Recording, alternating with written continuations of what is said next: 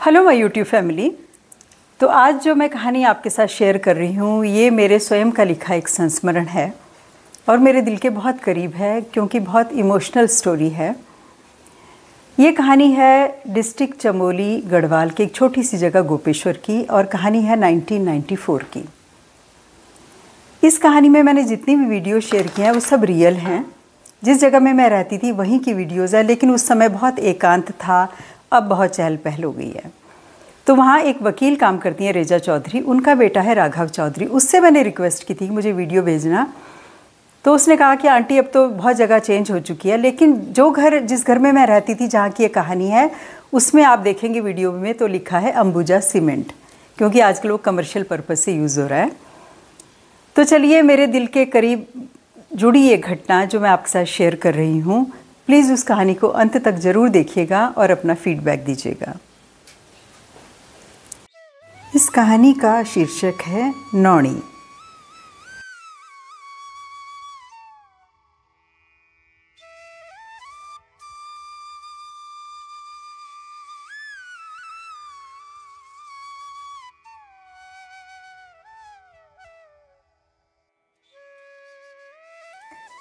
घर की छत पर टहलते हुए आज शाम आंचल दूध की गाड़ी की आवाज़ सुनाई दी, तो दूध की बाल्टी झुलाते दौड़ते दो बच्चों को गाड़ी की तरफ आते देखा तो अनायास ही मैं देहरादून से चमोली पहुंच गई और एक घटना का स्मरण हो आया। वो शाम कभी न भूल पाने जैसी जीवन की एक अविस्मरणीय घटना बन गई है। आज भी उसे याद करके सोचने पर विवश हो जाती हूँ अपने समाज की कुछ कुरीतियों के विषय में। हम उन्हें देखते समझते हुए सोचते हैं कि क्या करें, ऐसा ही है हमारे समाज का ढांचा, ऐसा ही होता चला आ रहा है, यही है परंपरा। और मज़े की बात यह है कि फिल्म या ड्रामा में वही सब अगर हम देखते हैं तो हम रो देते हैं, पर वही सब जब आसपास दिखता है तो हम आंखें बंद करके नज़रअंदाज कर देते हैं। बात उन दिनों की है जब मेरे पति का चयन वस्त्र मंत्रालय में अधिकारी के पद पर हुआ तथा उनकी पहली नियुक्ति चमोली गढ़वाल में हुई। पहली बार पहाड़ों का अनुभव करीब से हुआ। सुंदर पहाड़ियों से घिरा चमोली ऊंचे ऊंचे पहाड़ों की तलहटी पर बसा कलकल करती अलकनंदा के तट पर एक छोटा सा कस्बा है। छोटा सा बाजार, सड़क के दोनों ओर छोटे छोटे ढाबे, पंसारी की दुकानें, कपड़े की दुकानें आदि। नीचे ढलान की तरफ जाती सड़क पर अलकनंदा नदी पर बना एक लोहे का पुल, उसको पार करके सुंदर सा एक गांव। सड़क के दोनों ओर सीढ़ीनुमा खेत, नदी के किनारे से लगे दूर तक फैले धान के खेत। ऐसा सुंदर चमोली। पर हम वहाँ नहीं रह सकते थे क्योंकि वहाँ कोई स्कूल नहीं था जहाँ हम अपने बेटे को अच्छी शिक्षा दे सकते। तो हमें चमोली के सामने नदी पार करके पहाड़ी पर बसे गोपेश्वर में रहने जाना पड़ा। पांडवों द्वारा निर्मित भगवान गोपीनाथ के मंदिर के नाम पर उस स्थान का नाम गोपेश्वर पड़ा है। वहाँ एकमात्र अंग्रेजी मीडियम स्कूल में अपने बेटे का हमने दाखिला करा दिया। पहाड़ी जीवन अत्यंत कठिनाइयों से भरा होता है, वहां रहकर ही हमें यह अनुभव हुआ। सब बच्चे स्कूल पैदल ही जाते, कितनी दूर स्कूल क्यों ना हो। शुरू में हर जगह पैदल जाना बहुत कठिन लगा। जहां जाना पैदल जाना, स्कूल, अस्पताल, बाजार, सब जगह। शुरू में तो पैदल पहाड़ी चढ़ने में कलेजा मुंह को आता था। बेटे का स्कूल पहाड़ी के बीचों बीच में था तो वो रोज वहां पैदल जाना पड़ता था। पर बुजुर्ग लोगों को हम सहजता से चढ़ते उतरते देखते तो एक प्रेरणा मिलती थी, साहस बढ़ सा जाता था। शुरू में काफी कठिन लगा, पर फिर धीरे धीरे हम सभी पहाड़ी जीवन के अभ्यस्त हो चले। इस बीच मेरे घर एक पुत्री का भी जन्म हो गया, तो हमें एक बड़े घर की आवश्यकता अनुभव हुई। तो हमने एक पहाड़ी के नीचे बना सुंदर सा एक घर किराए पर ले लिया, जो कि एक भोटिया जनजाति के राणा जी का घर था। वह घर सड़क के किनारे पर था। सड़क से ग्राउंड फ्लोर व पीछे से थर्ड फ्लोर, क्योंकि सीढ़ीनुमा खेत पर बना था। घर के पीछे काफी बड़ा बरामदा व साइड से एक गैलरी थी जो उसे सड़क से जोड़ती थी। राणा जी वहां की जनजाति भोटिया से संबंध रखते थे। वह एक जाने माने व्यापारी और ठेकेदार थे। वो फर्स्ट फ्लोर में रहते थे, जो कि नीचे से दूसरी मंजिल थी। मेरा सुबह शाम का अधिकतर समय बाहर बरामदे में ही व्यतीत होता था। मैं कुर्सी पर बैठकर घंटों सामने की पहाड़ियों को व उन पर अटखेलियां खेलती सर्पाकार अलकनंदा को निहारती रहती। रोज वही पहाड़ियां हर बार मुझे नई लगती। आसमान में अक्सर बादल रहते, उनको आकार बदलते देखना तो जैसे बचपन में लौट जाने जैसा लगता था। एक शाम मैं रोज की भांति बरामदे में कुर्सी डालकर बैठी थी। सामने चमोली के पहाड़ों और नदी को देखकर कल्पनाओं की दुनिया में जैसे खो सी गई थी।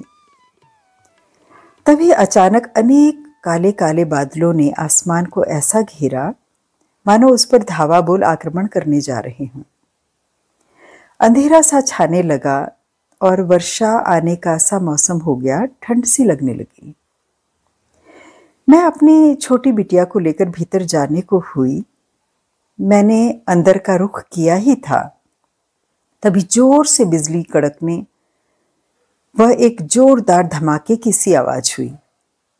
समझ नहीं आया कि यह अचानक क्या हुआ।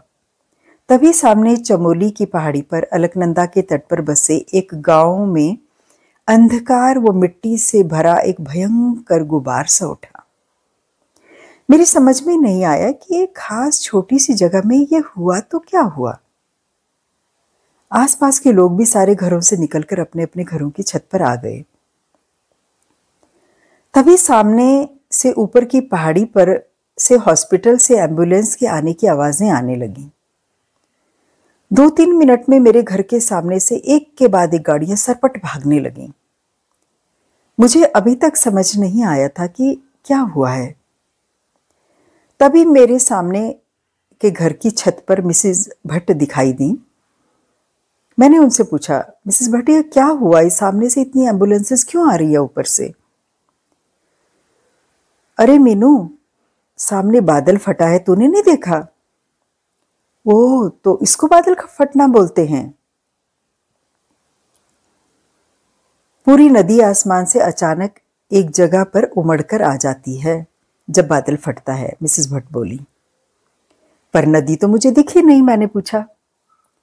मिसेस भट्ट, अरे पगली, वो धुएं और मिट्टी का जो गुबार था ना, उसने सब ढक दिया। ऐसे पता थोड़ी ना चलता है कि पानी कहां से आया। ओह अच्छा, तूने पहली बार देखा क्या ये सब? हाँ। थोड़ी देर में धूल मिट्टी का बादल सा छटा तो सामने देखा कि आधा गांव गायब।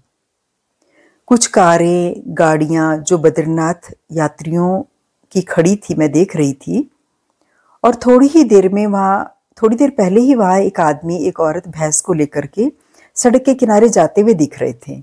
वो सब गायब। 1-2 घर ही शेष दिखाई पड़ रहे थे।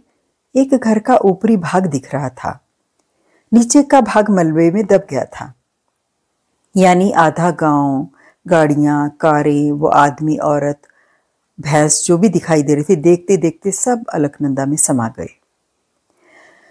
यह सब आंखों के सामने पल भर में घटित हो गया। बाप रे, कितना अनिश्चित है जीवन।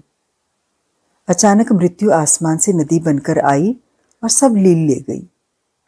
इतना अचानक जीवन का समाप्त होना मैंने पहली बार देखा। तभी मिसेस भट्ट की आवाज ने मुझे वापस चेतना में लौटाया। अरे मीनू, सुना है जगह जगह से रोड टूट गई है। कल सब्जी दूध सब बंद समझ। कुछ लोकल सब्जी मिलेगी। तू अपने बेबी के लिए दूध का पहले से ही इंतजाम कर ले। तुम्हारी बिटिया तो दूध पर ही निर्भर है, सोच ले। मैंने सोचा, अरे हाँ, सच ही तो है। अब कैसे चलेगा? हे भगवान, ये क्या मुसीबत हो गई। इस घटना के बाद सच में रोजमर्रा की चीजों में दूध की सबसे ज्यादा परेशानी उठ खड़ी हो गई। 2-4 दिन इधर उधर से थोड़ा सा लेकर काम चलाया, पर ऐसा कब तक चलता। आसपास रोज पता करती, जिस किसी के घर भी गाय दिखती पूछती रहती। एक शाम मैं घर के सामने की सड़क पर टहलने निकल गई, अपनी छोटी बिटिया को साथ लेकर। एक लंबी सी सड़क थी वो, एक तरफ पहाड़ी, उस पर कुछ घर, नीचे सीढ़ी नुमा खेत, उसमें कुछ पक्के कुछ कच्चे सीमेंट के घर। आगे चलकर ऊपर की तरफ थोड़ी सी चढ़ाई पर सड़क पर एक बड़ा सा मोड़ था। उसके दोनों ओर चीड़ का एक जंगल था। मुझे बहुत पसंद था वहां पर घूमना, पर आज मुझे घूमने के साथ साथ मन में गाय का दूध कहाँ मिलेगा ये बड़ी भारी फिक्र लगी हुई थी। कहाँ पूछूं, किसके यहाँ मिलेगा, सोचती चली जा रही थी। आगे सड़क के घुमावदार मोड़ पर पीडब्ल्यूडी का एक चबूतरा सड़क के किनारे बना था। मैं अपनी छोटी बिटिया के साथ उस पर बैठकर चारों ओर बिखरी प्राकृतिक सुंदरता को निहार रही थी। तभी जंगल की तरफ से कुछ लोगों की बातचीत की आवाज सुनाई दी। मैंने गर्दन घुमाकर देखा तो कुछ मजदूर चीड़ के पेड़ को थोड़ा सा छीलकर उस पे कुल्हड़ जैसा कुछ लोहे के तार से बांध रहे थे, जिसमें बिरोजा रिस रिस कर भरता रहता था। मैंने भी पहाड़ी परंपरा का निर्वाह करते हुए पूछ लिया, भुला क्या करना छो? मतलब कि छोटे भाई क्या कर रहे हो? ये पहाड़ी कल्चर है, सब कुछ दूर से ही पुकार कर बात करते हैं हर कोई। किसी राह चलते वाले अजनबी का भी हालचाल पूछना वहां के एक बेसिक मैनर्स में आता है। उन्होंने भी जवाब दिया, कुछ ना दीदी बिरोजा बस, और क्या? कुछ नहीं दीदी बिरोजा, और क्या? मैंने पूछा, क्या कर दो एकू? इसका क्या करते हो? पेंट बन दे दीदी, पर सरकार बैन कर नीचे बल अब इन सुन। पेंट बनता है दीदी, पर सुना है सरकार अब ये बैन कर रही है। अच्छा। तभी मुझे सामने एक झोपड़ी सी दिखी। मैंने उनसे पूछा, क्या घर चियो कि किसका घर है भाई ये? वो बोला, बिरोजा को चौकीदार च दीदी, बिरोजा की चौकीदारी करता है ये दीदी। बिरोजा लोग जलाने को ले जाते हैं ना दीदी, तो क्योंकि जल्दी आग पकड़ता है ना। वो पहाड़ी मिश्रित हिंदी में मुझे समझाते हुए बोला। अच्छा अच्छा। तभी हमारी बात सुनकर झोपड़ी से एक अधेड़ सी उम्र का व्यक्ति निकला। बोला, नमस्कार साहब। नमस्कार भुला, आप भी गढ़वाली हो ना? हाँ भुला, आप मुझे कैसे जानते हो? हंसते हुए बोला, यहाँ सब एक दूसरे को जानते हैं साहब।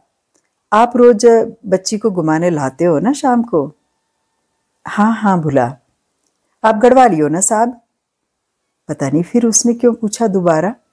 हाँ भुला। उसने तुरंत झोपड़ी के बाहर एक चरपाई डाल दी। आवा साहब। मैं उस तरफ चली गई। वह चारपाई पर बैठ गई। उसने आग्रह इतने प्रेम पूर्वक जो किया था। सुंदर जगह च बोला तुम्हारा घर। मैंने कहा, सुंदर जगह पर है भैया तुम्हारा घर। जी धन्यवाद, वो बोला। तभी मुझे जंगल से आती एक गाय उस तरफ आती दिखी, जिसको एक औरत बांध रही थी झोपड़ी के पास। क्या की गौड़ी च बोला? किसकी गाय है भाई? हमारी च, हमारी ही है, वो बोला। मेरी तो जैसे बाछें खिल गईं। बुला दूध बीच, हम थे देला दूध। भाई आपके पास दूध है, हमको दोगे क्या? हाँ साहब, छता पर। हाँ साहब है तो, पर। बच्ची की ओर इशारा करते हुए मैंने कहा, ये दूध के अलावा कुछ खाती पीती नहीं है और सड़कें टूटने के कारण अब पराग दूध भी आना बंद हो गया है, तो बड़ी परेशानी उठ खड़ी हुई है। अरे साहब, दूध तो है पर ज्यादा नहीं, ऐसा पहाड़ी गाय कहाँ देती है ज्यादा दूध? 1 किलो बस, पर वो भी बच्ची को नुकसान करेगा, वो बोला। अच्छा, ऐसा क्यों? मैंने पूछा। साहब ये गाय 2-4 महीने में ब्याने वाली है ना, तो इसका दूध बच्चे को भारी होता है, आप 3-4 महीने बाद ले जाना। अच्छा, पर मुश्किल तो आज की है ना। अरे, वो रुआंसा होकर बोला। उसके चेहरे पर भी चिंता व अपनेपन का सा भाव उभर आया था। इतनी सी देर में शायद अपने लोग अपनी भाषा में बातचीत करना ही आत्मीयता को जन्म देता है। इतनी देर में भीतर से उसकी पत्नी की आवाज आई, सुन लिया जरा, इना आवा, सुनो जरा, इधर आओ। वह चला गया। थोड़ी देर बाद साहब थोड़ा झिझकते हुए से बोला, बुरो न मन्यात, दूध एक माँ छत पर। साहब बुरा मत मानना, एक के पास दूध है तो सही, पर किसके पास? सामने नाला पार करके तलहटी की तरफ इशारा करते हुए वो बोला, साहब वहां रहती है एक औरत, उसके पास है दूध, पर खरीदार नहीं है साहब। क्यों नहीं? मुझे बहुत हैरानी हुई। मैं, मिसेस भट्ट, राणा जी, सभी को तो चाहिए दूध। अरे मैडम जी, अरे वो क्या? वो साहब वो बाहर के हैं ना, थोड़ा झेंपते हुए से बोला। क्या बाहर के? मुझे कुछ समझ नहीं आया। मुझे तो दूध शब्द के अलावा ना कुछ सुनाई दे रहा था, ना कुछ दिखाई दे रहा था। उसके जोर देने पर मेरी समझ में आया कि वो ऐसी जाति की बात कर रहा था। अरे भुला, मुझे तो बस दूध चाहिए, ना कोई ऊंची जाति और ना कोई नीची जाति। सुनते ही उसके चेहरे पर एक अजनबी सी खुशी मुझे दिखी। मैंने कहा, ठीक है भुला, आप कल बात करा देना। बात क्या करनी है साहब, लाती है ना कल दूध। उसकी पहाड़ी हिंदी का आश्वासन मुझे बहुत राहत भरा लगा और उसकी आवाज में इतना उतावलापन था जैसे उसकी गाय के ही दूध का कोई खरीदार मिल गया हो। अच्छा बोला, हाँ याद करके पक्का कल भेज देना। अब मैं चलूं? उसे जरूर भेज देना कल। हाँ, यह कहकर मैं वापस घर चलने को उठी। जी साहब, आप निश्चिंत रहो, वो बोला। अगली सुबह दरवाजे के बाहर बरामदे की साइड गैलरी जो सड़क की तरफ जाती थी, वहां ड्रम खिसकने की सी आवाज हुई।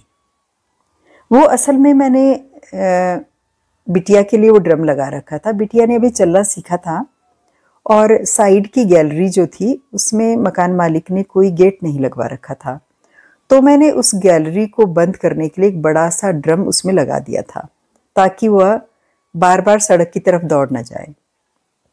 सड़क में ट्रैफिक भी थोड़ा बहुत रहता ही था। ड्रम खिसकने की आवाज सुनते ही मैं बरामदे की तरफ निकली। एक कमजोर सांवली सी आकृति स्वयं को अधफटे कपड़ों में लपेटती सिकुड़ी सी मेरे सामने खड़ी थी। नमस्ते मैडम जी। नमस्ते नमस्ते। इससे पहले मैं कुछ पूछती वो बोल पड़ी, मैडम जी वो जंगलात वाले नेगी जी ने भेजा है ना, आपको दूध लेना था। हाँ हाँ, अंदर आओ आओ। नहीं नहीं मैडम जी, हम बाहर जात के हैं ना। मैंने फिर उसे जोर देकर कहा, अरे कुछ नहीं, बरामदे में कुर्सी पर बैठ जाओ, बैठकर बात करते हैं। पर उसे तो जैसे जन्मों के संस्कार रोक रहे थे। वह तुरंत जमीन पर बैठ गई, जैसे कुर्सी पर बैठने से कोई अपराध हो जाएगा। उसका इस तरह से जमीन पर बैठना मुझे थोड़ा सा चुभ सा गया, पर मैंने सामान्य होते हुए कहा, अच्छा कितना दूध मिल जाएगा और क्या भाव लगाओगी और किस वक्त लाओगी, आदि आदि। मैं सवाल पूछने लगी। वो बोली, 2-2.5 किलो होता है मैडम एक टाइम। छोटी गाय है ना, पहाड़ी, ज्यादा दूध नहीं देती। तो अच्छा क्या भाव दोगी? भाव क्या मैडम जी, जो आप ठीक समझो, झेपते हुए से बोली। अरे ऐसे कैसे, कुछ तो बताओ, तुम्हें कितने का पड़ता है दूध, उस हिसाब से बता दो। पड़ता क्या है मैडम जी, जंगली गाय है, जंगल जाती है, घास चर के आ जाती है, पहाड़ पे गाय पर क्या खर्चा। मेहनत है, बस मेहनत मैडम जी। फिर कुछ सकुचाते हुए से बोली, जो आप पराग की थैली का देते हो ना। अच्छा अच्छा, ठीक है ठीक है। आज नहीं लाना है मैडम जी? अरे चाहिए तो था, पर तुम लेकर ही आ जाती तो ठीक था। पर अब फिर नाला पार करके जाओगी, फिर पहाड़ी चढ़ोगी, फिर वापस आओगी, रहने दो, अब कल ही लाना। मैंने कहा, अरे मैडम जी, ये तो रहा सामने फर, हमको नहीं लगता दूर। आप देश के लोग हो ना, आपको लगता होगा दूर, हम तो पहाड़ी हैं मैडम। सच में मैं मन में सोचने लगी, हम तो कहने के ही पहाड़ी रह गए हैं। अच्छा ठीक है, मैंने कहा, और वह आधे घंटे में दूध देकर मुझे चली भी गई। बहुत खुश नजर आ रही थी, उसके चेहरे पे एक चमक थी और उसकी आंखों में एक मुस्कान सी नजर आ रही थी। मुझे भी बहुत अच्छा सा एहसास हुआ, कुछ कुछ अवर्णनीय सा। कुछ दिन बाद, बहुत दिन के बाद अच्छा व पर्याप्त दूध पीने को मिला। सच में दूध घी के बिना घर में ना कुछ बरकत सी ही नहीं लगती है। यह सिलसिला कई दिन तक चलता रहा। वह दूध देने आती, चली जाती। दूध बहुत ही गाढ़ा और मीठा था। वह कभी भी पानी नहीं मिलाती थी। कहती थी, ब्राह्मण के घर जा रहा है दूध, रत्न जाना चाहिए। पहाड़ों में दूध या घी को रत्न की श्रेणी में रखा जाता है। पानी दूध में डालने से छूत लग जाती है। इस बात का पता मुझे तब लगा जब एक दिन शाम को उसी जंगल वाली सड़क पर जंगलात वक्य चौकीदार नेगी जी मिल गए। दूध ठीक आ रहा है साहब? उसने पूछा। हाँ बोला, पानी बिल्कुल नहीं डालती। क्या आप बात कर रहे हो साहब? वो बोली, बामण के घर हमारा दूध जा रहा है, रत्न जाना चाहिए वरना पाप लगेगा। ओह, मैंने मन ही मन सोचा, कहने को तो लोग उसे नीच जाति की कहते हैं, गरीब है, पर इसकी शिक्षा कितनी उच्च है। इनकी जिनको जानने के लिए कथाकथित स्कूल की जरूरत ही नहीं है, ऐसी शिक्षा।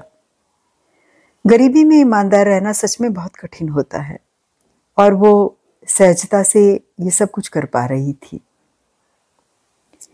एक सुबह वो नहीं आई। उसके 3 बच्चे, एक बड़ा, 2 छोटे, नंगे पांव, जीर्ण वस्त्रों में हंसते खिलखिलाते से दरवाजे पर आवाज दे रहे थे, मैडम जी। अरे, आज तुम लोग आए हो? जी, एक दूसरे के पीछे छिपते शर्माते किकी हंसते हुए बोले। बड़ी बहन ने आकर आगे कहा, दूध। यही बोली वो बस। मैंने पतीली में दूध डाला और सामने उसका छोटा सा बन के उकड़ू बैठकर मैंने पूछा उससे, तुम्हारा नाम क्या है? रोशनी। अरे वाह, बड़ा सुंदर नाम है। कौन सी क्लास में पढ़ते हो तुम तीनों? मैं 5 में, ये सूरज 2 में, और तीसरे की तरफ इशारा करते हुए, ये स्कूल नहीं जाता अभी। अच्छा रुको, मैं अभी आई। मैंने 2 ग्लूकोज के बिस्किट का पैकेट रोशनी के हाथ में पकड़ा दिया। वो बोली, सारा? हैरानी से पूछने लगी। मैंने कहा, हाँ सारा। सारा तुम्हारा, तुम सब मिलकर खाना। हाँ। वो खुशी खुशी खुसर फुसर आपस में करने लगे। बाद में अंदर रसोई की खिड़की से मैंने देखा वो भागते खिलखिलाते हंसते हुए जंगल वाली सड़क की तरफ भागते चले जा रहे थे। कितना सुंदर होता है बचपन। छोटी छोटी ख्वाहिशें पूरी होने पर कितनी अद्भुत खुशी मिलती है। मैं सोच रही थी और मैं मन ही मन मुस्कुरा उठी। एक सुबह बहुत ठंड थी। दिसंबर की शुरुआत थी। आज बच्चे काफी दिन के बाद आए। तन पर एक भी गर्म कपड़ा नहीं था, न पैर में चप्पल। और हमारे घर में सरकार द्वारा दिया हुआ कोयला अंगीठी में जल रहा था। सब गर्म कपड़ों में बंद रजाई में बैठे थे। बाहर गर्म कपड़े पहनकर भी ठिठुरन हो रही थी।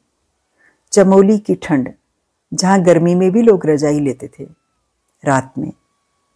इतनी ठंड में नंगे पांव बिना गर्म कपड़ों के बच्चों को देखकर मेरे को झुरझुरी सी हो गई। लगभग मैंने डांटते हुए से उनसे पूछा, अरे आज तुम लोग आए हो, मां नहीं आई? बुखार है मैडम, इतना ही बोले। मैं दूध की बाल्टी लेकर अंदर गई।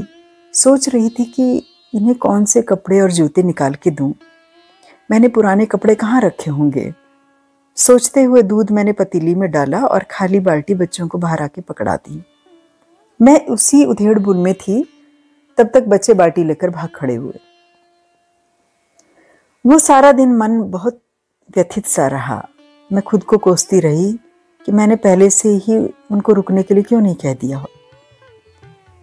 मैंने कैसे बिना कुछ दिए जूते कपड़े उनको जाने दिया। कितनी ठंड है, असहनीय ऐसा हो गया था वो दिन मेरे लिए। बार बार वो ठिठुरते हुए बच्चे नजरों के सामने आ जाते थे। अगली सुबह वह आ गई थी, बीमार सी, थकी सी लग रही थी। मैंने पूछा, बुखार ठीक है? नहीं मैडम। मैंने उसे नाम लेकर कुर्सी खींचने को बोलना चाहा, पर फिर मुझे ध्यान आया कि अरे, मैंने तो कभी इसका नाम पूछा ही नहीं। तो मैंने पूछा, रोशनी की माँ, तुम्हारा नाम क्या है? वो बोली, नौनी। मैंने कहा, इसका मतलब तो गढ़वाली भाषा में मक्खन होता है ना? बोली, हाँ मैडम। बचपन में ना मैं बहुत गोरी और मुलायम थी, तो सब प्यार से नौनी नौनी बुलाते थे और यही नाम पड़ गया। मैंने उसे प्लास्टिक की कुर्सी की तरफ बैठने का इशारा किया, पर वो तो समाज की दी हुई अपनी पदवी को छोड़ने के लिए कतई भी तैयार नहीं थी। चट से जमीन पे ठंडी फर्श पे बैठ गई। अरे अरे, ठंडा है फर्श नौनी, कहते हुए मैंने उसे टाट की बोरी की तरफ बैठने का इशारा किया। मैंने उसको बैठने के लिए बोरी दी। वह दरवाजे के भीतर की तरफ उसको बैठने के लिए कहा। उसमें भी उसको ऐसा अपराध बोध सा लग रहा था कि ब्राह्मण के घर में मैं भीतर कैसे बैठ गई। शायद यही समाज के बनाए हुए नियम पाप पुण्य सही गलत की सीमाएं बांध देते हैं। परमात्मा के शब्दकोश में क्या है इसकी परिभाषा कौन जाने। मैंने उसे कल बच्चों का ठंड में आना व अपना अपराध बोध प्रकट किया। वो चुपचाप सर झुकाए सुन रही थी। मैंने उसे चाय, बिस्किट व बुखार की दवाई दी और उसको बैठने के लिए कहा।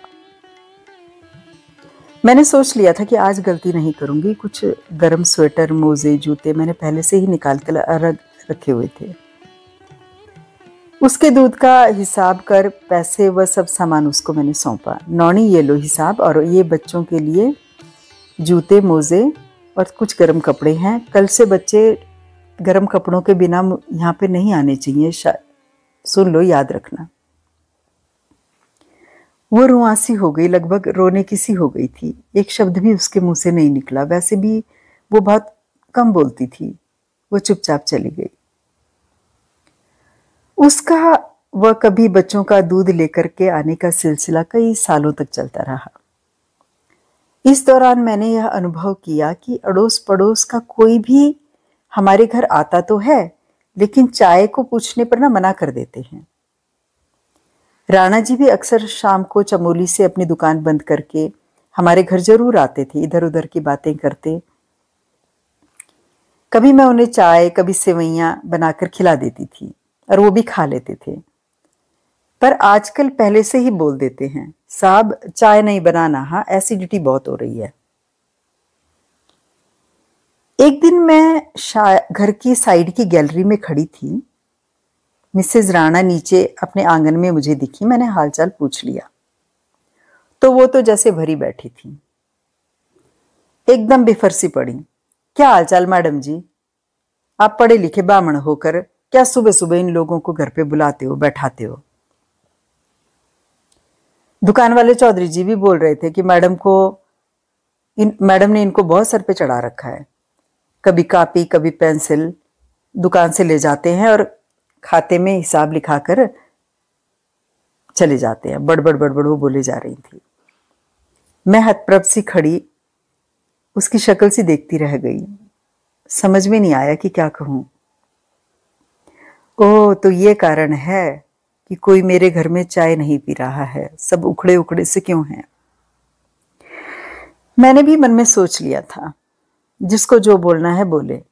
मेरा सोशल बायकॉट करना है तो करो। मुश्किल में तो किसी ने मदद नहीं की।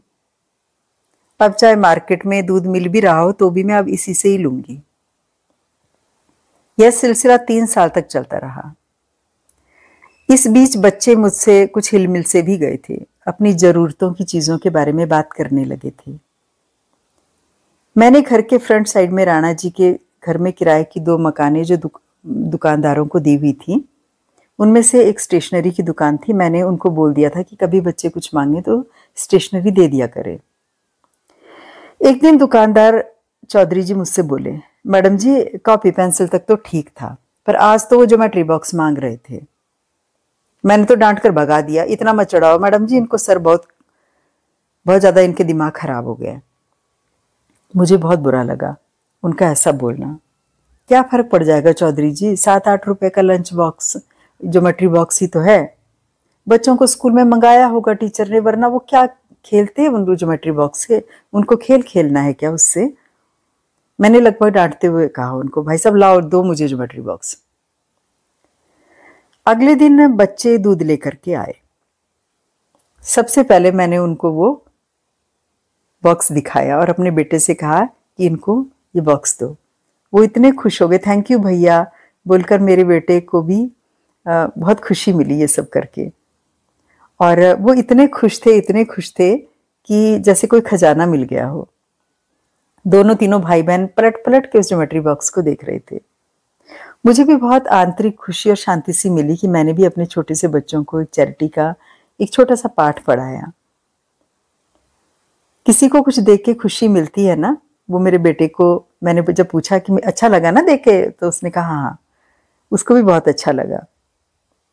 मार्च का महीना अपने अंतिम चरण पर था और परीक्षा भी समाप्त हो चुकी थी।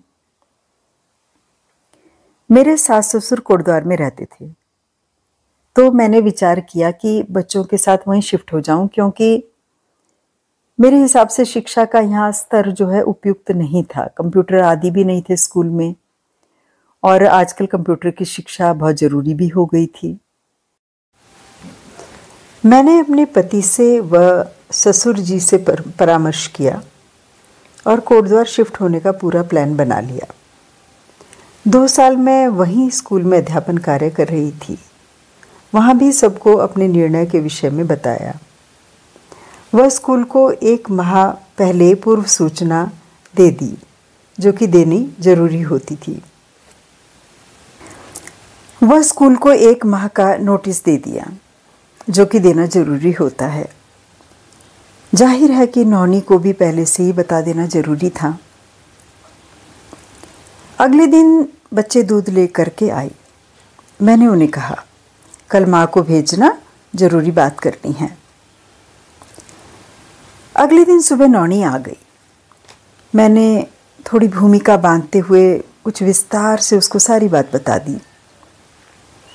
वो रुआंसी हो गई, सुनी सी आंखों से देखती रही। उसकी आंखों में कुछ नमी सी उभर आई थी। कुछ बोली नहीं, लेकिन चली गई। उसका कुछ न कहना, चुपचाप उठकर चला जाना मुझे कुछ व्यथित सा कर गया। पता नहीं उसके भीतर भी अब कितना संघर्ष चल रहा होगा।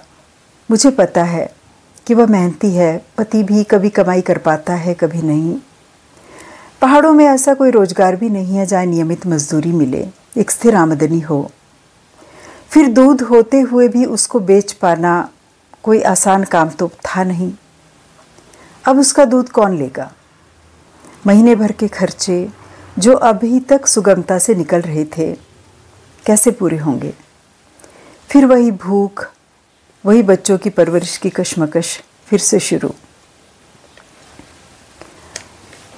पर अभी तो 1 महीना बाकी है। तब तक मैं नौनी की आमदनी का कुछ तो जुगाड़ करके ही जाऊंगी, वरना मेरी मानसिक शांति भंग हो जाएगी। सोचते हुए मैं काम में लग गई। शाम को मैं सड़क के ऊपर की ओर अपनी पसंदीदा जगह चीड़ के जंगल की तरफ घूमने निकल गई, तो आज उस जंगलात के चौकीदार नेगी जी की पत्नी दूर से ही मुझे देखकर सड़क पर आ गई। पहले से ही बात करने लगी। मेम साहब जी, सुना है आप जा रहे हो? हाँ बोली। कल नौनी आई थी मैडम जी, उसने बताया। रो रही थी मेम साहब। मुझे बोल रही थी, दीदी मिल तुमर गुण एहसान कभी नहीं दे सकड़ा। इतका साल में अरब चौल पुटक भोरी खाना खाए कि मैं आपका एहसान कभी नहीं दे सकती। मेरे बच्चों ने इतने साल पेट भर के खाना खाया। नौनी नेगी जी की पत्नी को बोल रही थी। मैं चुपचाप सुन रही थी। उसकी पीड़ा का पूरा अनुमान था मुझे। वह नौनी की मेहनत और ईमानदारी की बातें बता रही थी।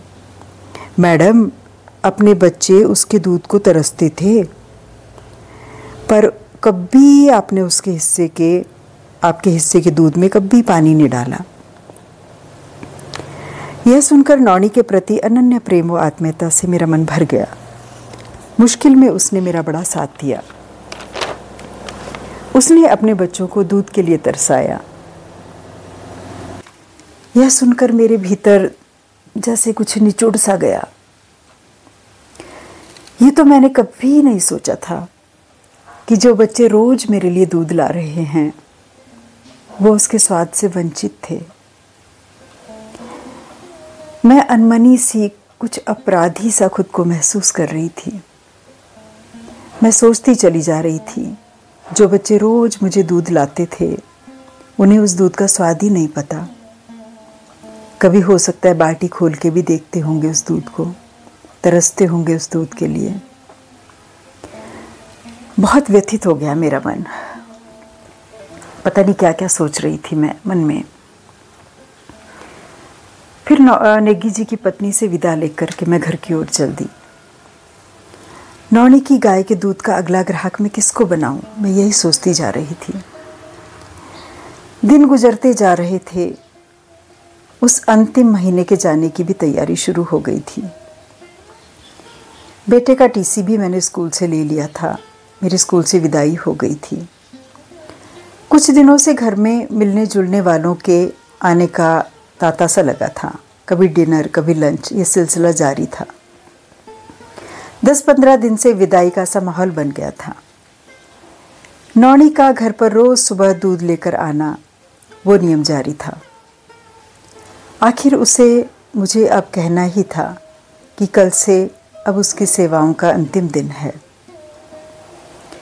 बहुत साहस कर मैंने उससे कहा, नौनी, आज हिसाब कर दिया है, पैसे लेकर जाना। आखिर वो दिन भी आ गया जब सामान ट्रक में चढ़ना शुरू हो गया। बहुत साहस कर मैंने उससे कहा, नौनी, आज हिसाब कर दिया है, पैसे लेकर जाना। हाँ। वो बैठ गई। मैंने उसका हिसाब किया, उसे पैसे पकड़ाए। वो पैसों को उलट पलट के थोड़ी देर देखती रही, थोड़ी देर सर झुका के खड़ी रही, फिर चली गई। मेरा भी मन बहुत खराब हो गया था, पर क्या कर सकते हैं। आखिर वो दिन भी आ गया जब सामान ट्रक में चढ़ना शुरू हो गया। आसपास के लोग मदद करने व विदा करने के लिए जमा होने लगे। पति भी चमोली शिफ्ट होने वाले थे क्योंकि उनका ऑफिस वहीं था। बच्चों की पढ़ाई के कारण ही हम गोपेश्वर में थे। सामान ट्रक में चढ़ चुका था। हमारे लिए एक कार अलग से आ चुकी थी। हमारी पुरानी मकान मालकिन मिसेज बिस्ट भी आ गई थी। सब लोग आपस में बातें करने में व्यस्त थे। सभी एक एक करके गले लगकर नम आंखों से विदाई दे रहे थे। छोटी जगहों की यही खूबसूरती है, वहाँ पर इतना प्यार है बांटने के लिए। कोई जाता है तो सब विदा करने आते हैं। आज फाइनली जाना ही है यह सुंदर जगह छोड़कर। फिर इतनी दूर कब आना होगा बिना प्रयोजन, पता नहीं। यह सोचकर मन उदास हो जाता था। तभी मैंने भीड़ में दूर खड़ी नौनी को देखा। वो मुंह में साड़ी का पल्लू खोसे दूर खड़ी थी। एकाएक मुझे ऐसा लगा कि मैं एकदम से एकाकी हो गई। मुझे किसी और की उपस्थिति का एहसास ही नहीं रहा। मैं उसकी नम आंखें, न जाने उनमें कितना स्नेह और कितनी कृतज्ञता थी। उसकी आंखों में आने वाले जीवन की असुरक्षा का एहसास उस भीड़ में मैं दूर से अनुभव कर रही थी। मैं उसकी दिल की धड़कन महसूस कर रही थी। वो बिना कहे अनंत संदेश दे रही थी। मैंने उसे इशारे से पास बुलाया। वो आई, एकदम पैरों में झुक गई। मैंने उसके सर पर हाथ रखा। कुछ धनराशि उसके हाथ में पकड़ा दी। मैंने कहा, नौनी तू घबरा मत, मैंने तेरी बात डॉक्टर थपलियाल जी के यहाँ कर ली है, जो ऊपर अस्पताल में बच्चों के डॉक्टर हैं। उनकी घरवाली से मैंने बात कर ली है, वो ले लेगी तेरा दूध, वहाँ चली जाना, ठीक है। इतना सुनना था, वो फफक के रो उठी। उसके मन का गुब्बार जैसे फट सा गया। एकदम हिचकियों में बंद गई, बोली, ठीक च दीदी। वो मुश्किल से बोल पा रही थी। आज मैं मैडम से दीदी हो गई थी। मुझे भी ऐसा लगा जैसे मैं निर्जीव सी हो गई हूँ, हाथों में प्राण सा महसूस नहीं हो रहा था। इस बीच मिसेस बिस्ट ने बच्चों का माथा चूमा, उन्हें कार में बैठाया। बिटिया उन्हीं के घर में जन्मी थी, उन्हें उससे बहुत प्रेम था। पति भी कार में आगे की सीट पर बैठ गए थे। मैं भी धीरे से कार में बैठने के लिए कार का रुख किया। मैंने किसी की नज़रों को पीठ पर अनुभव करते हुए मैं कार में बैठ गई। पीछे देखा, सब हाथ हिलाकर विदा कर रहे थे, पर मुझे सिर्फ एक ही दिल की विदाई अनुभव हो रही थी। मैंने मुंह फेर कर खुद को संभाला। जब तक रुद्रप्रयाग नहीं पहुंच गई तब तक ऐसा लगता रहा कि मैं कार में भी अकेली ही हूं। किसी की उपस्थिति का एहसास ही नहीं हो रहा था। तन शिथिल और मन खाली सा हो गया था। हम काफी दूर निकल गए थे, पर नौनी कोई छोटा मोटा व्यक्तित्व तो थी नहीं जो दिमाग में आसानी से निकल जाती।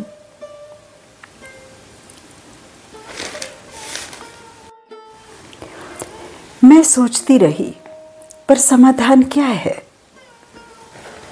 जो मेरी समझ में आया वो यही है कि समाज के मन का ही बदलाव इसका समाधान है। जब सबके मन बदलते हैं तो समाज बदलता है, और वो तभी बदलता है जब किसी बड़ी शक्ति का भय होता है। शायद अध्यात्म ही मनुष्य को भीतर से बदलता है। जब तक हम भीतर से नहीं बदलते, सदियों कुछ नहीं बदलता। सोचते सोचते कर्णप्रयाग आ गया था। पता नहीं वह डॉक्टर थपलियाल के घर गई कि नहीं गई, उसका दूध बिका कि नहीं बिका, यह सोचकर कभी कभी मन बहुत उद्विग्न हो उठता है। सामने सड़क पर आंचल दूध की गाड़ी निकल गई। बच्चे दूध की बाल्टी झुलाते जा रहे थे, मुझे पुरानी यादों में एकाकी सा करके। आशा करती हूँ कि आपको ये कहानी पसंद आई होगी। आपके फीडबैक का मुझे हमेशा से रहता है इंतज़ार। मेरी कहानी को लाइक, शेयर एंड सब्सक्राइब ज़रूर करें। वीडियो को आखिर तक देखने के लिए आपका बहुत बहुत धन्यवाद।